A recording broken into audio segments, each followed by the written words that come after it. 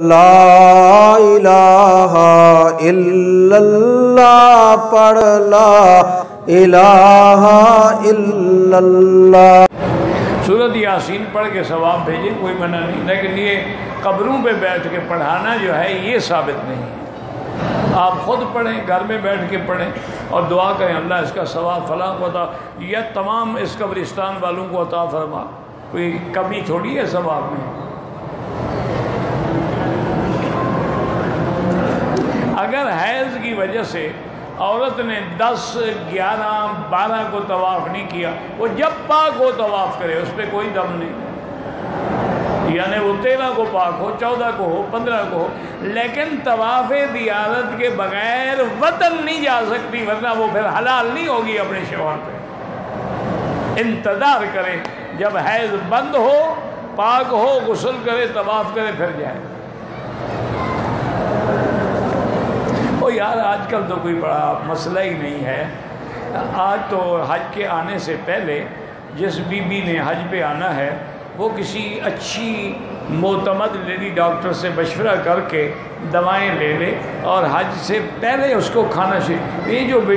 ہماری بیٹی یہیں آ کے شروع کر دیتے ہیں کھانا، یہ تو مصیبت بن جاتا ہے، نہ بند ہوتا ہے، نہ رکتا ہے، نہ آتا ہے۔ پہلے لیڈی ڈاکٹر سے مشورہ کریں اور اس کے اجازت اس کے مطابق استعمال کریں تاکہ ان دنوں میں حیض نہ آئے اور تمہارے احکام پورے ہو جائیں۔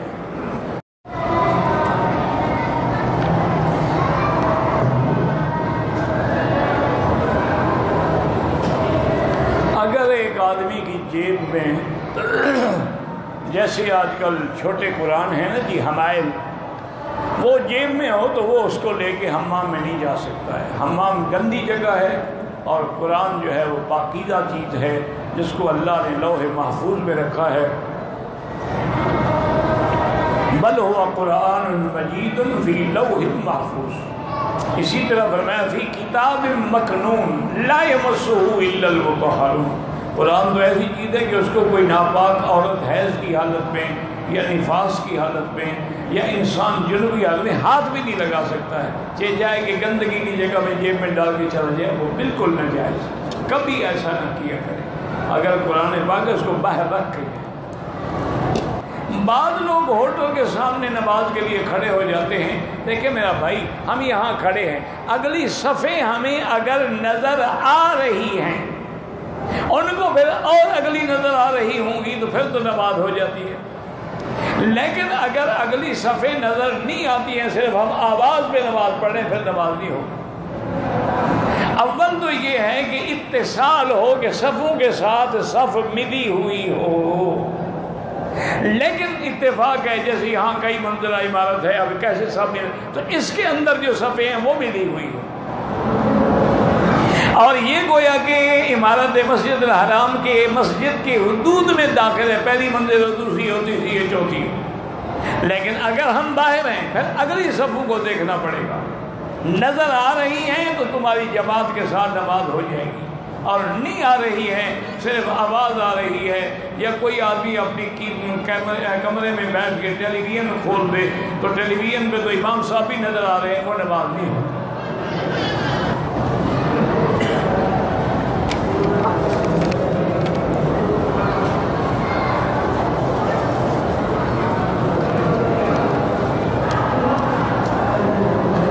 جی کہ میں پاکستان سے احرام باندھ کے مکے میں آیا،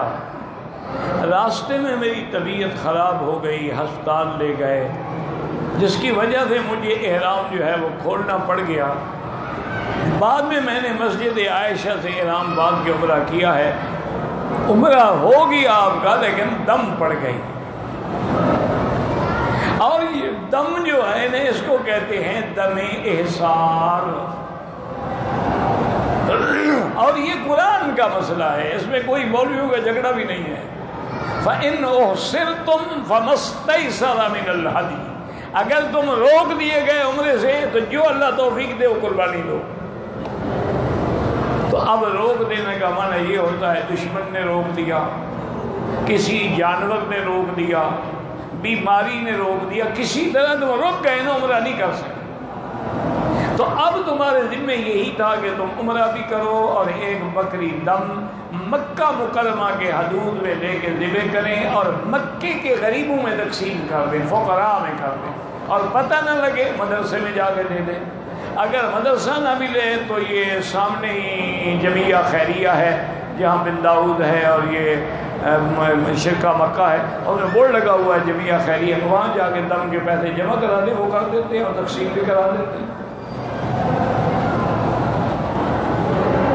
کہتے ہیں جی کہ نماز فرض کے ساتھ یاد رکھیں حضور نے فرمایا کہ 12 رکعتیں ایسی ہیں جو انتہائی اہم ہیں اور جن کے پڑھنے والے کے لیے اللہ جنت میں محل بناتے ہیں۔ وہ 12 رکعتیں حضور نے تفصیل بیان فرمائی ہے کہ 2 رکعتیں فجر کی نماز سے پہلے، 4 رکعتیں ظہر سے پہلے، 2 رکعتیں ظہر کے بعد، 2 رکعتیں مغرب کے بعد، 2 رکعتیں عشاء کے بعد۔ یہ سنن مؤکدہ ہیں جن کی تاکید ہے کہ ان کو ہر حال میں بندے نے ادا کرنا، اگر رہ جائے تو پھر اس کی قضا بھی کرنی۔ جیسے فجر کی 2 رکعت سنت نہیں پڑھ سکا، نماز کھڑی تھی آگے نماز مل گیا، تو اب یا تو نماز کے فوراً بعد قضا کر لے یا سورج نکلنے کے بعد قضا کر لے۔ اسی طرح ظہر کی پہلی 4 سنتیں بھی مؤکدہ ہیں، ان کی بھی قضا کرنی پڑے گی۔ البتہ جو سنتیں غیر مؤکدہ ہیں جیسے ابھی عشاء سے پہلے 4 رکعتیں یا عصر کی نماز سے پہلے 4 رکعتیں، یہ غیر مؤکد ہے، پڑھیں تو بڑا ثواب ہے، نہ پڑھیں تو کوئی اس کی قضا نہیں۔ اور اگر آدمی مسافر ہے، اور مسافر جو ہے وہ تقریباً 48 میل یعنی آج کل کے دور میں 78 کلومیٹر کا سفر ہے، اور وہ سفر کیسے شمار ہوگا؟ مثلا مکے سے ہم جاتے ہیں تو جہاں مکہ مکرمہ کی شہری آبادی اور بلدیہ کے حدود ختم ہوں گے وہاں سے سفر شروع ہوگا۔ یہ نہیں ہوگا کہ ہم یہاں مکے کے دروازے سے شروع کر دیں، وہاں سے جا کے سفر شروع ہوگا، اور اگر 78 کلومیٹر ہے تو آپ مسافر ہیں۔ اور رباعی نماز جو ہے یعنی 4 رکعت والی 2 پڑھیں گے، 2 تو فجر والی ہیں ہی 2، وہ تو آدھی ہو نہیں سکتی۔ مغرب کی نماز جو کہ 3 رکعت ہے وہ بھی آدھی نہیں ہو سکتی، 1.5 رکعت کیسے پڑھی جائے؟ تو فجر کی 2 رکعت پڑھیں گے، مغرب کی 3 پڑھیں گے، عصر اور ظہر عشاء کی 2 رکعت، اور سنتیں جو ہیں وہ معاف ہیں، نوافل جو ہے وہ بھی معاف ہے۔